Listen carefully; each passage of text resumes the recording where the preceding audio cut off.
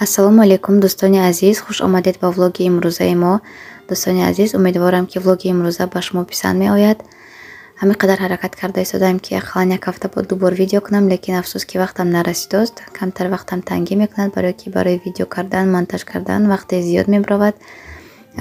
Духтаро бисёриҳо савол метиҳанд, ҳамин саволое ки комментариява бисёр мешавад мехоҳам ҷавоб гардонам. Ҳамин аввали видео ба ҳамин вақте ки ман ба кор даъват мекунам, бисёри шумоон ҳамин мумкин ки 70%, 50% как минимум гӯятон ки шумоон блогер, барои ҳамин шумо пеш меритон. Мо ки блогер нестем, мо наметавонем пешравӣ кардан.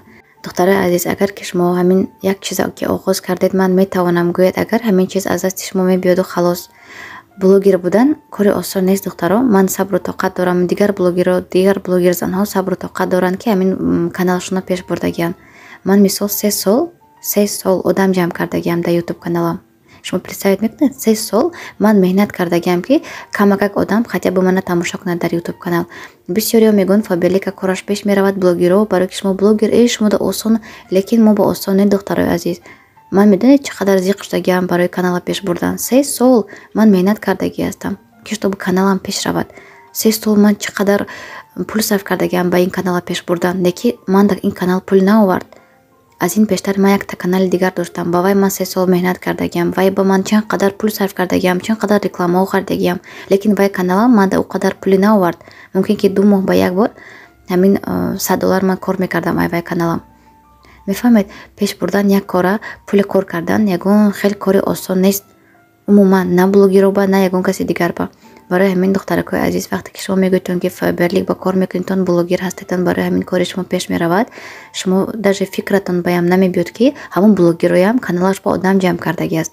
Агар шумо ҳамин фаберлик ба 1.5-2 сол меҳнат кунедтон, медонед чанд қадар шумо пешрафта мешаведтон, чанд қадар зани пешрафта мешаведтон, шумо даже представить карда наметавонедтон. ҳозир мисол одамое ки сар кардагиянд 1 сол пеш фаберлика, ҳозир чанд қадар маошҳои баланд мегиранд. Маошҳое мегиранд ки даже бисёри мардакон мумкин ки дар як моҳ ҳамон пуля базор кор кунанд. Ин рост, ин ҳақиқат аст. Медонанд ҳамаи одамое ки ҳозир ман ҳамин гапое гуфтасиям фаберлик ба ки бошанд, ва ё ин гапое медонанд ки ин ҳаққу рост аст. Просто шумо дар фаберлик ки нестед, барои ҳамин мумкин ки надонед, ҳозираш ба боваритон набошад. Барои ҳамин духтаро фаберлик ба кор кардан ин ҳақиқатан ба кори осон нест, лекин пешравиҳои калон карда метавонед. Албатта пешравиҳои калон карда метавонед, агар ки шумо меҳнат кунед. Чӣ хеле ки ман например 3 сол меҳнат кардагиам, ҳамин канал ман да ойлик наовард. Ҳозир ман 1 соле ки ҳамин 7 моҳ 8 моҳе ки ман дар фаберлик кор карда истодам, ин хеле маоша мумкин ки бисёриҳо дар 3 моҳ 4 моҳ гиранд. Ман дар 3 ҳафта мегирам. Ин да ҳақиқатан ба гапи рост духтаро. Барои ҳамин вақте ки шумо мегӯедтон ки фаберлик ба ман наметавонам пешравӣ кардан, ин гап ҳақиқат нест. Албатта шумо аз уҳдаи ҳамин кор баромада метавонедтон, агар шумо ҳаракат кунедтон ба шарте ки ҳама ҷо ба меҳнат. Худованд ягон бор меҳнати шумо беҷавоб намемонад. Куҷо ба чизе ки меҳнате кунед, ҳама вақт роҳаташа мебинедтон шумо меҳнати кардагиатона. Ин беҳтарин кор аст, занҳои азиз.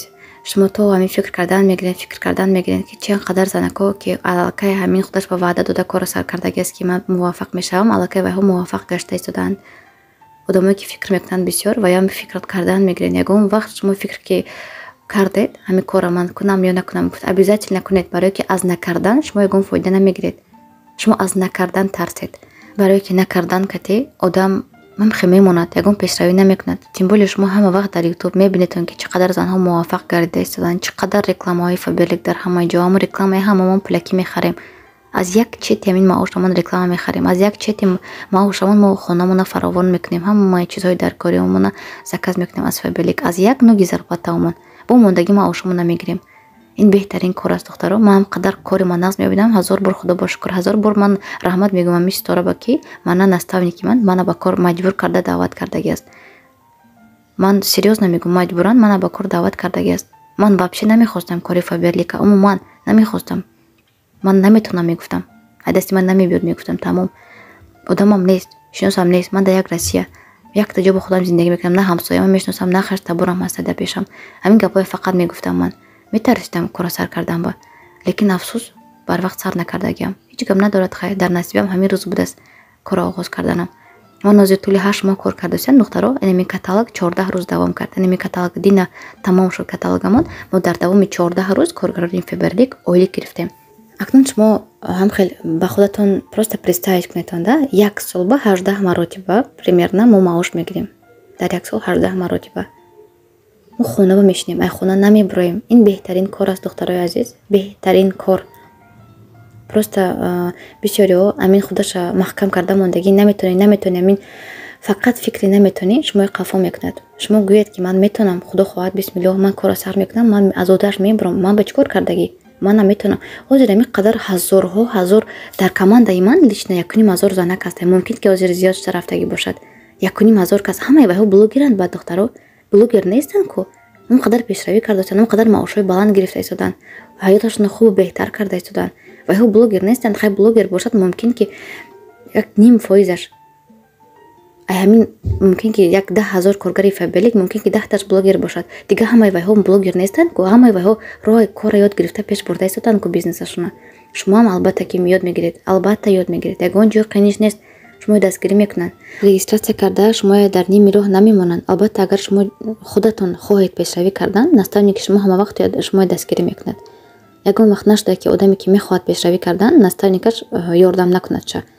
Обязательно ёрдам мекунад. Ай шумо ҳам вобаста аст. Ҳам хебеед ман ягон кор наметавонам карда, гуфтед нигоҳ кардаш нет, шумо ба ҳеҷ кас ёрдам карда наметавонад.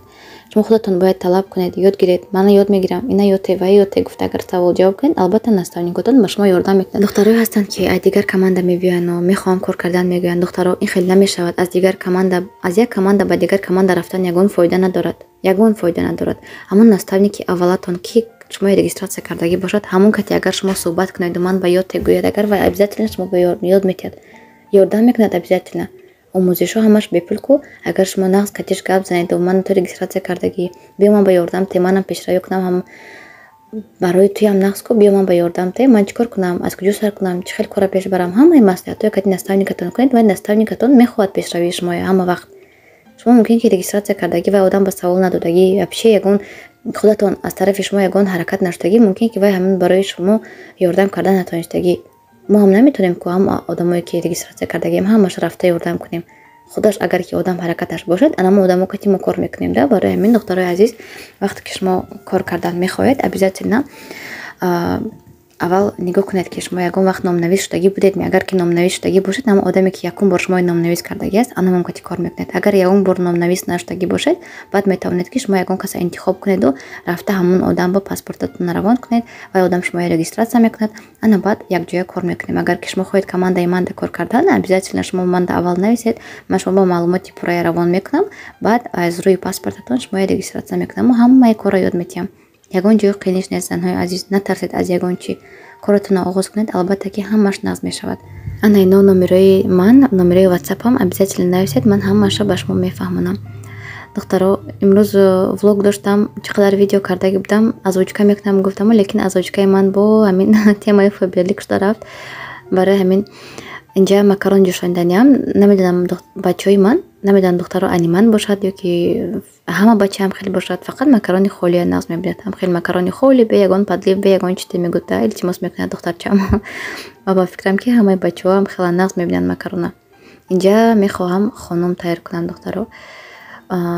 хонум аввал манту гуфтам, лекин ҳозир манту вақтам нарасид, барои ҳамин дузволоча гирифтам, анамон хонумам бай мекунам, ҳозир мепечонаму дарам монда боз аз паси кор мешавам. Занҳои азиз, шумо агар ки корро оғоз кардан хоҳед, обязательно манда нависед, аз ягон чӣ натарсида. ҳамин рӯз агар ки шумо корро сар кунед, баъди 1 сол 1.5 сол шумо аллакай занҳои муваффақи, занҳои хонашинӣ ҳам хеле дамахазяйка намешавед. шумо обязательно як зане ки пули калон кор мекунад, аз хона набаромада, ҳам кори хона, ҳам фарзандо, нигоҳубин, ҳамаш аз одаш баромада метавонем духтаро. барои ҳамин раҳмати калон ки бо мо будед, раҳмати калон ки ман дастгирӣ кардед, раҳмати калон ки ҳамин комментариҳои хуб менависед. афсус ки ман бисёри вақт ответ дода наметавонам, лекин ман ҳамаи комментариҳоя мехонам. ҳама вақт ман хурсанд мешавам аз комментариҳое ки шумо менависед. раҳмат як бори дигар духтаро ба ҳамаатон барои дастгириятон. инами номерои WhatsApp-и ман ҳама вақт дар связи ҳастам. шумо манда агар ки нависед, ман сразу ответ дода натавонам, хафат нашавед, ман ҳама вақт ответ метиҳам. просто камтар дертарам бошад ки хафа нашавед, илтимос. занҳои азиз, хайр то влогҳои оянда.